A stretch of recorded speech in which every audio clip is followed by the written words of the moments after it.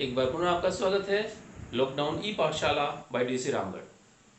आज हम कक्षा 7 एसएसटी के सामाजिक एवं राजनीतिक व्यवस्था पार्ट 2 के अध्याय 2 लोकतांत्रिक प्रतिनिधित्व के आधार इस पाठ के तीसरी कड़ी में के साथ उपस्थित हैं।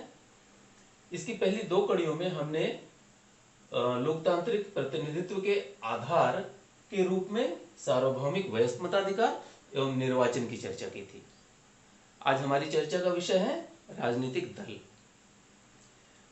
जैसा कि हम जानते हैं कि राजनीतिक दल लोकतंत्र के लिए बेहद महत्वपूर्ण है या लोकतंत्र के बुनियाद की तरह है। बिना राजनीतिक दलों के लोकतंत्र का अस्तित्व संभव नहीं है। यह लंबे समय तक जीवित और जीवंत नहीं रह सकता। क्या क्या कार्य करते हैं राजनीतिक दल, आइए इसकी चर्चा करें। तो दलीय व्यवस्था के बिना लोकतंत्र जीवित या जीवंत नहीं रहेगा। इस विषय को जानने के लिए हम बिंदुवार चर्चा करते हैं।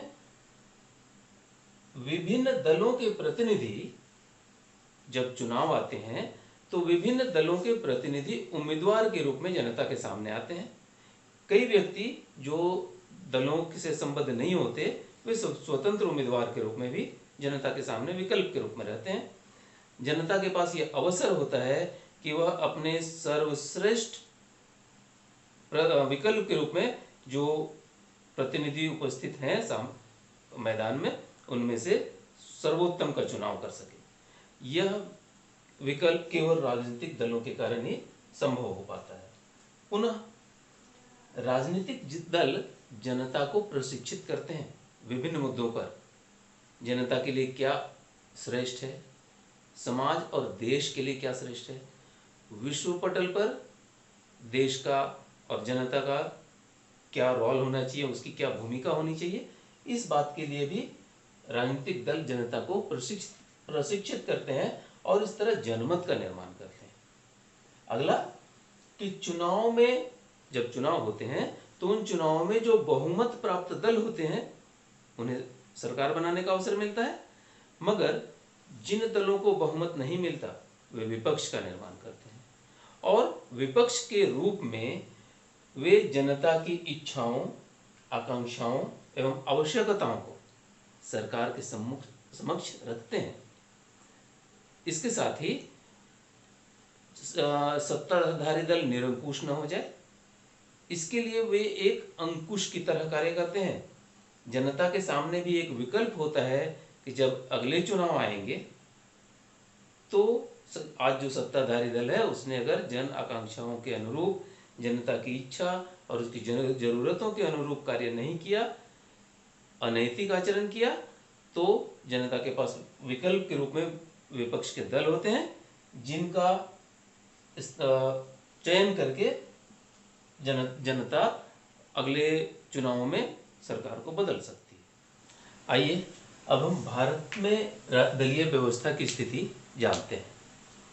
भारत में दलीय व्यवस्था की शुरुआत 1885 ईस्वी में कांग्रेस की स्थापना के साथ। भारत में सबसे पहला दल जो अपने अस्तित्व में आया वह कांग्रेस पार्टी थी, जिसकी स्थापना 1885 ईस्वी में ब्रिटिश भारत में ही हो गई थी। दूसरे दल के रूप में 1906 ईस्वी में मुस्लिम लीग, 1924 में साम्यवादी दल और 1939 में फॉरवर्ड ब्लॉक की स्थापना हुई थी। स्वतंत्रता प्राप्ति के पश्चात भारत में बहुदलीय शासन व्यवस्था अस्तित्व में आई।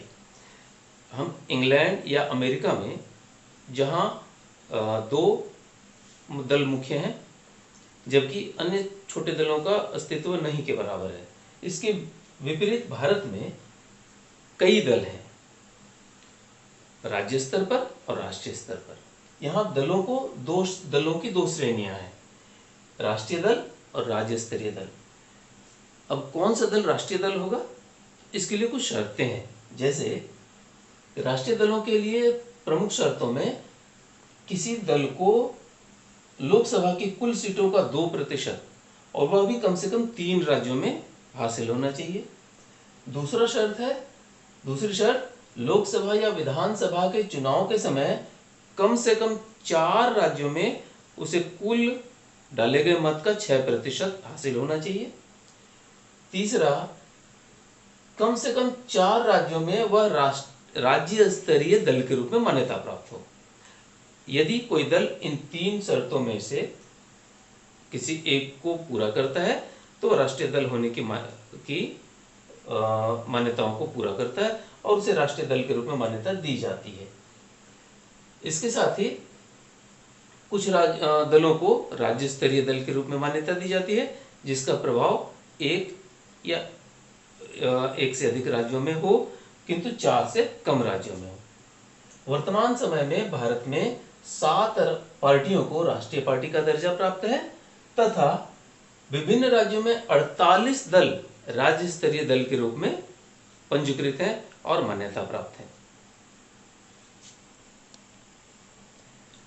भारत में इस समय 7 पार्टियों को राष्ट्रीय पार्टी का दर्जा प्राप्त है। इन पार्टियों में प्रमुख हैं भारतीय जनता पार्टी या बीजेपी, भारतीय राष्ट्रीय कांग्रेस या आईएनसी, भारतीय कम्युनिस्ट पार्टी मार्क्सवादी सीपीआईएम, भारतीय communist party CPI, Bahujan Samaj party यानी बीएसपी, राष्ट्रवादी कांग्रेस पार्टी यानी एनसीपी, अखिल भारतीय तृणमूल कांग्रेस एआईटीसी।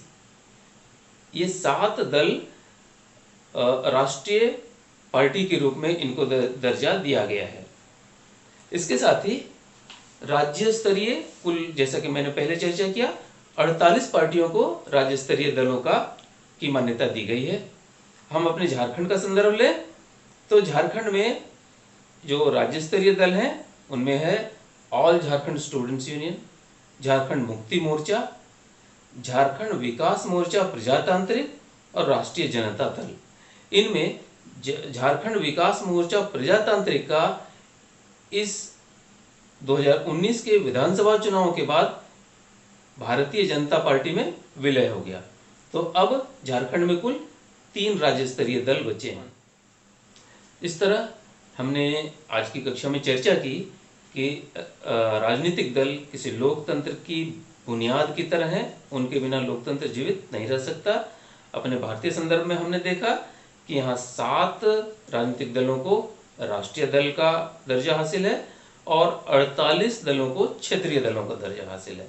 अपने झारखंड में पहले 4 थे, अभी वर्तमान में 3 दलों को राज्य स्तरीय दल का दर्जा हासिल है। अब इसके साथ ही एक विचारणीय प्रश्न, क्या आप बता सकते हैं कि हम लोग किस लोकसभा और किस विधानसभा क्षेत्र के अंतर्गत आते हैं, और लोकसभा में और विधानसभा के हमारे क्षेत्र में हमारा प्रतिनिधित्व कौन कर रहे हैं? सोचिए, मैं बताता हूं। लोकसभा क्षेत्र हमारा हजारीबाग संसदीय लोकसभा क्षेत्र है, जहां से वर्तमान समय में माननीय जयंत सिन्हा हमारे प्रतिनिधि हैं, और विधानसभा के रूप में रामगढ़ विधानसभा क्षेत्र के हम निवासी हैं और यहाँ माननीय ममता देवी हमारा प्रतिनिधित्व करती हैं। उम्मीद है आज की कक्षा आपको पसंद आई होगी।